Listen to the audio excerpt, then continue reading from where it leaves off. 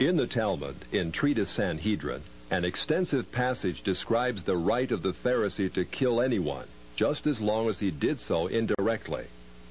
As one of dozens of examples, the Talmud tells us that if one bound his neighbor and he died of starvation, he is not liable to execution. In such an indirect manner, the Pharisees also killed Christ. Manipulating the Romans to actually wield the spear and sword, the Pharisees claimed, as their descendants do today, that since the Romans were the direct cause of the death of Christ, it is the Romans, not the Jews, who are guilty. Christ also called the Pharisees adulterers, an adulterous generation. The Talmud provides generous loopholes for adultery. It says the penalty for adultery does not include sex with a minor, the wife of a minor, or the wife of a heathen. The Talmud also encourages seduction of unwed adolescent girls called designated bondmaids. But it's important how such rapes are performed. With the designated bondmaid, one is guilty only in the case of natural connection, but not in the case of perverse connection.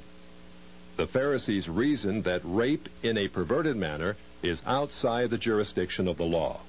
Normal rape, however, was punishable.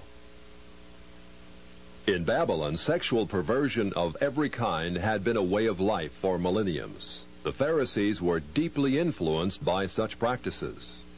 In 3 of the major treatises of the Talmud are found extensive passages which give legal endorsement to seduce and marry 3-year-old baby girls.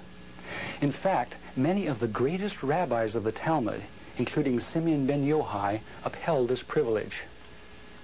Today in Israel, thousands of Jews go to Meron every year to venerate the memory of Simeon ben Yochai, one of the most respected rabbis in the history of Judaism. In one of dozens of endorsements of child sex, Simeon ben Yochai said, "A proselyte under the age of 3 years and a day is permitted to marry a priest." Agreeing with ben Yochai, the great Rabbah said, "When a grown-up man has intercourse with a little girl, it is nothing, for when the girl is less than this, 3 years and a day, it is as if one put the finger into the eye." The footnote to this passage says, "As tears come to the eye again and again, so does virginity come back to the little girl under 3 years." The same section confirms that sexual activity with small boys is in the same category. The intercourse of a small boy is not regarded as a sexual act. In addition to adulterers, Christ, in the story of the Good Samaritan, portrayed the Pharisees as racial bigots, too self-righteous to respond to the suffering of one who was not a Jew. It is true, because of the wickedness of the Canaanites, which included sodomy and infant sacrifice, Israel had been commanded by God to be harsh in her treatment of the inhabitants of the land. God made it clear that the Canaanites were not simply to be avoided, but destroyed.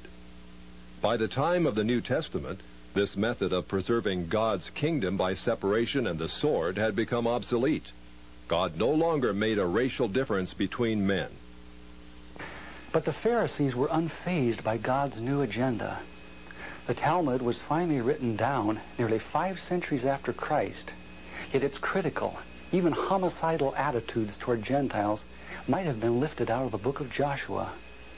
However, the quickest way to grasp the Talmudic view of Gentiles is not directly from the Talmud, but from the Jewish encyclopedias. If we quote an isolated opinion from the Talmud, a rabbi may quickly object, saying, "But that is not the overall opinion of the Talmud. That is not the definitive view." What the Jewish encyclopedia provides us is a definitive overview of perhaps hundreds of rabbinic statements on any subject, giving us accurate summaries of what the Talmud generally teaches. In its article on Gentiles, the Jewish encyclopedia begins to define what makes a Jew so different from a Gentile. According to the rabbis, only Israelites are men. Gentiles they class not as men, but as barbarians. Since Gentiles are not men in the fullest sense, so the Gentile is not a neighbor of a Jew. Further, since Gentile laws were too crude to admit of reciprocity, meaning too crude to be taken seriously, the Gentile was forever beneath the Jew. Gentiles were outlawed by God from the beginning, and thus had no property rights. The Almighty offered the Torah to the Gentile nations also, but since they refused to accept it, he withdrew his shining legal protection from them and transferred their property rights to Israel, who observed his law. Since the Talmud outlawed the child, or issue of a Gentile, as that of a beast, a Gentile had as little legal rights in a Jewish court as did an animal. The Talmud states that if a Gentile sue an Israelite, the verdict is for the defendant, the Israelite. Conversely, if the Israelite is the plaintiff, he obtains full damages. Because the Talmud conspires against Gentiles, if a Jew was ever caught telling a Gentile what the Talmud really says, such a person deserves death. So vile was the nature of a Gentile that the great Simeon ben Yohai said, "The best among the Gentiles deserves to be killed. The best of snakes ought to have its head crushed." Jews, however, are exalted beings in the Talmud, worthy of praise. Christ described the Pharisee who blessed himself, saying, "I thank thee, Lord, that I am not as other men." An eminent Talmudic rabbi says the same.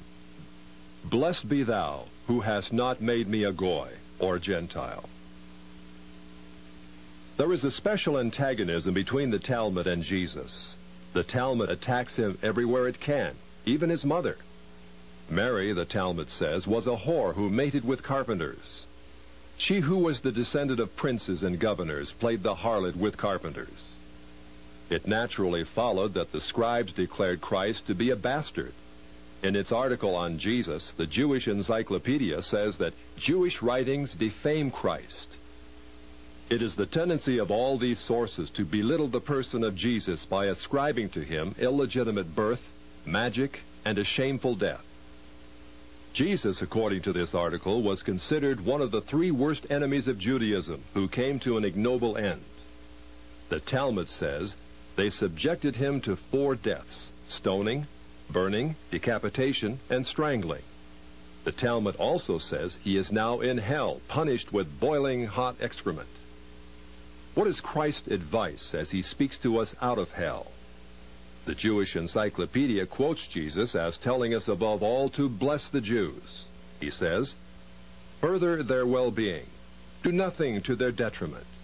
Whoever touches them touches even the apple of his eye." Christians, as followers of the false prophet Jesus, also deserve death. The Jewish Encyclopedia again recaps the Talmud's position. A Gentile observing the Sabbath deserves death. It says the Talmud's hatred was probably directed against the Christian Jews.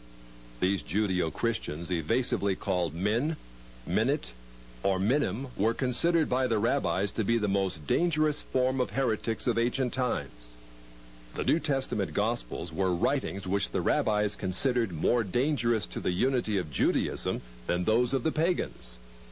A Talmudic rabbi said, "The writings of Christians deserve to be burned, for paganism is less dangerous than minute or Christianity." The Jewish Encyclopedia, in its article on men, continues to illustrate the Talmudic hatred of Christianity. Again, we must remember, minim usually indicates the Judeo-Christians. It was forbidden to partake of meat, bread, or wine with the Christian. Scrolls of the law, Tefillin, and Mezuzot written by a Christian were burned. An animal slaughtered by a Christian was forbidden food. The relatives of the Christian were not permitted to observe the laws of mourning after his death, but were required to assume festive garments and rejoice. The testimony of a Christian was not admitted in evidence in Jewish courts, and an Israelite who found anything belonging to one who was a Christian was forbidden to return it to him. The Pharisees, through their Talmud, thus gave the Jews an ethic which encouraged bigotry and isolation. But it did worse than that. It invited persecution. By the 11th century, the inhabitants of Babylon, growing weary of the self-righteousness and dishonesty of the Jews, expelled them to the west.